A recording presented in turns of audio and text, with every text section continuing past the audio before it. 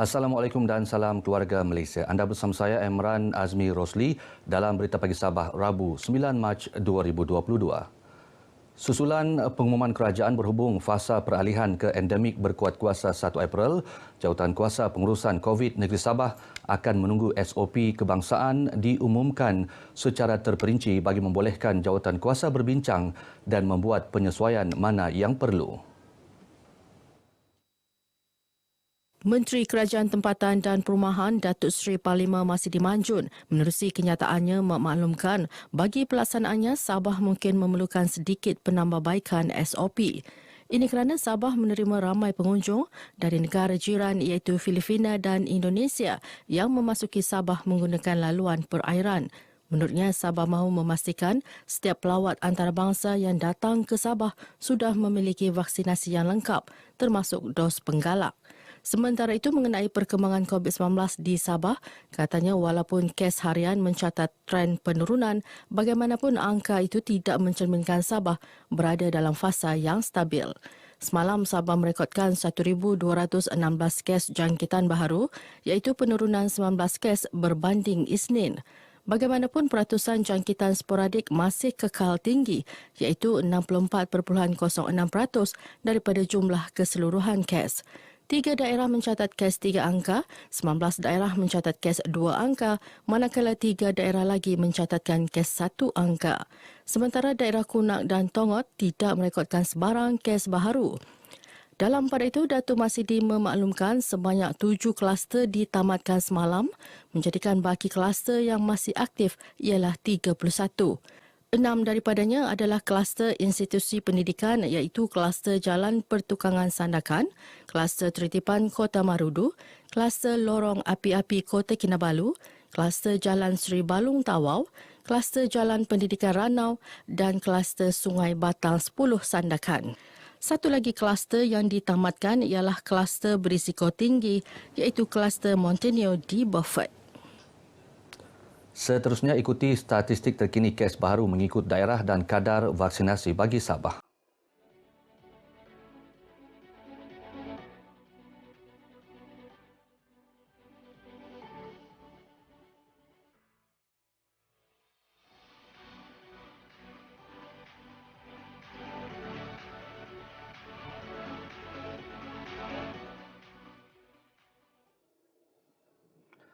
Pelaksanaan program vaksinasi kanak-kanak PIC Kids terus rancak di ratusan pusat pemberian vaksin PPV seluruh negeri.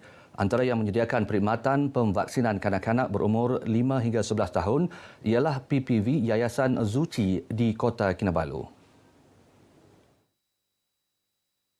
Dianggarkan 200 hingga 300 orang hadir setiap hari di PPV ini bagi PIC Kids selain vaksin dewasa dan dos penggalak. Menurut Pegawai Perubatan Hospital Wanita dan Kanak-kanak Sabah, Dr. Janice Rachel, kehadiran orang ramai turut meningkat ketika musim cuti persekolahan, khususnya pada hujung minggu.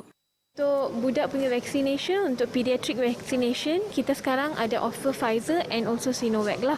But first time kita selalu offer Pfizer dulu kepada ibu bapa. Tapi kalau mereka insist on Sinovac, dan kita juga ada provide Sinovac lah. And untuk dewasa, booster kebanyakannya.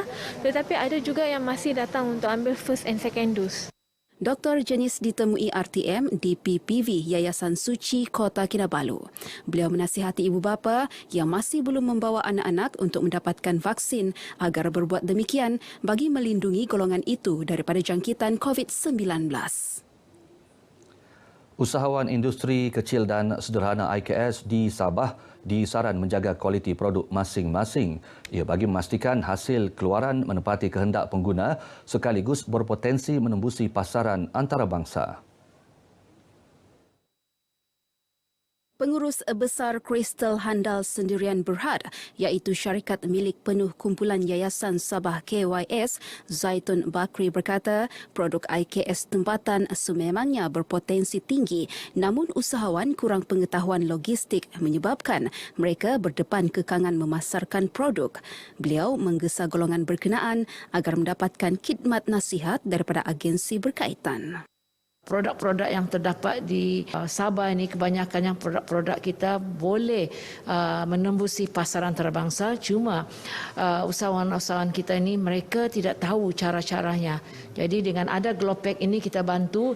Terima kasihlah sekali lagi kepada Teraju yang memang peneraju agenda Bumiputra.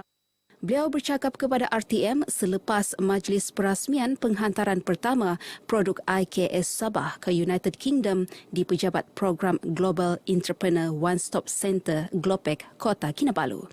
Sebagai permulaan, sebanyak 11 produk IKS tempatan dipilih, manakala beberapa produk lain yang turut mendapat permintaan sedang menunggu sempadan negara luar dibuka untuk penghantaran dengan bantuan Glopek.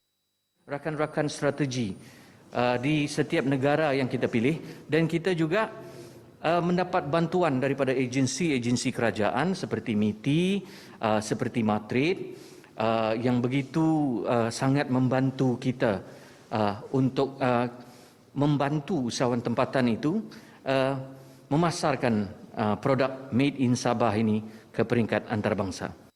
Majlis penghantaran pertama produk IKS ini disempurnakan pengurus Kumpulan Kanan Sumber Manusia dan Perkhidmatan Korporat Yayasan Sabah, Zulkhairi Ismail mewakili pengarah Yayasan Sabah.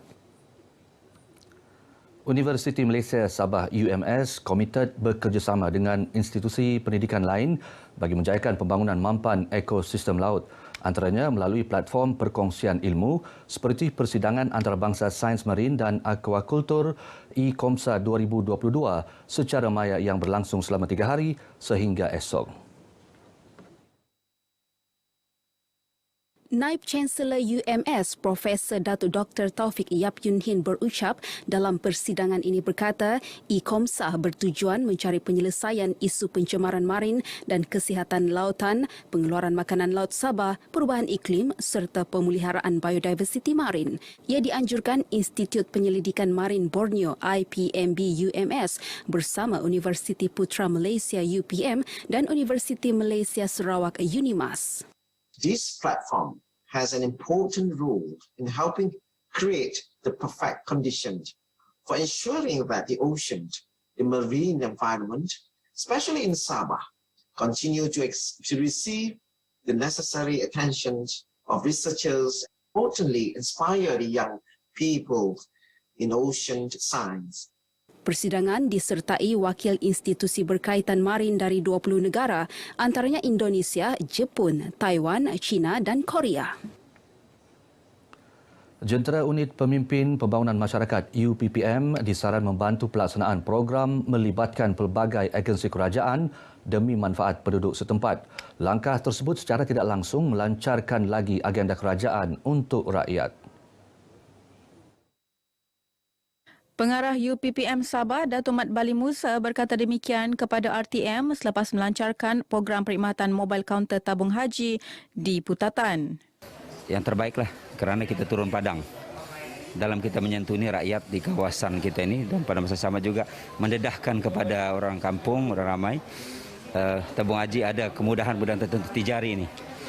Sekurang-kurangnya bolehlah orang kampung untuk akses apa-apa. Sementara itu, Ketua Armada Bersatu Putatan, Muhammad Iskuzawan Israk Arsid berkata pihaknya sentiasa memberi komitmen terbaik menganjurkan program yang memberi manfaat terus kepada penduduk sekitar. Bahawa orang-orang kampung ni dapat merasai bahawa tabung haji itu kalau kita buka akaun bukan hanya mereka untuk pergi haji, tetapi banyak kemudahan-kemudahan yang ada di dalam tabung haji ini, especially program tabung haji yang itu dia punya application hanya di ujung jari itu, di mana kita boleh akses.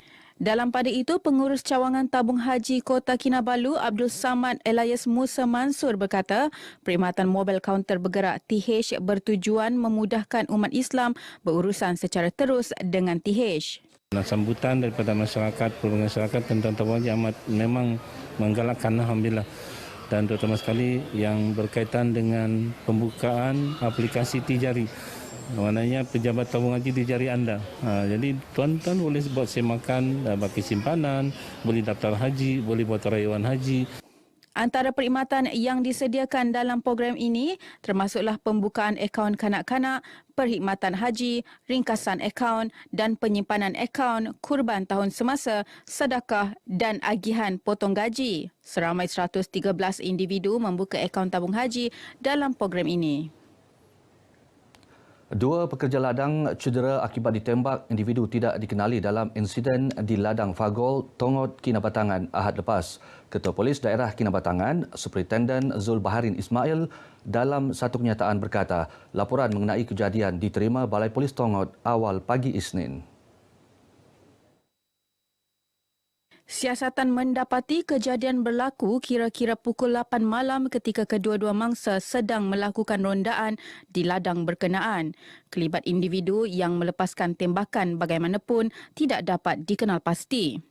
Seorang daripada mangsa mengalami cedera parah di bahagian dada serta perut dan dihantar ke Hospital Duchess of Kent Sandakan untuk rawatan lanjut. Kedua-dua mangsa kini dilaporkan stabil.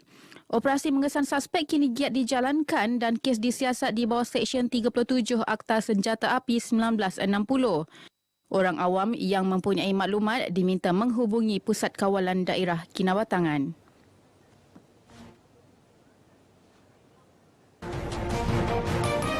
Bersama saya Muhammad Dihya Sahlan dalam Berita Pagi Sabah. Bersama saya Nur Hazimah Radik dalam Berita Pagi Sabah. Bersama saya Muhammad Syariza Mawang dalam Berita Pagi Sabah. Bersama saya Mazrona Kalinggalan dalam Berita Pagi Sabah. Bersama saya Emran Azmi Rosli dalam Berita Pagi Sabah.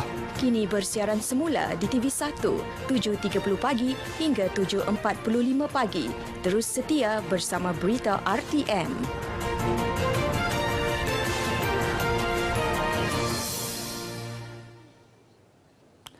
Baik saudara, paparan itu mengakhiri Berita Pagi Sabah. Lengkapkan status vaksinasi demi keselamatan diri dan keluarga. Saya Emran Azmi Rosli. Assalamualaikum dan salam hormat.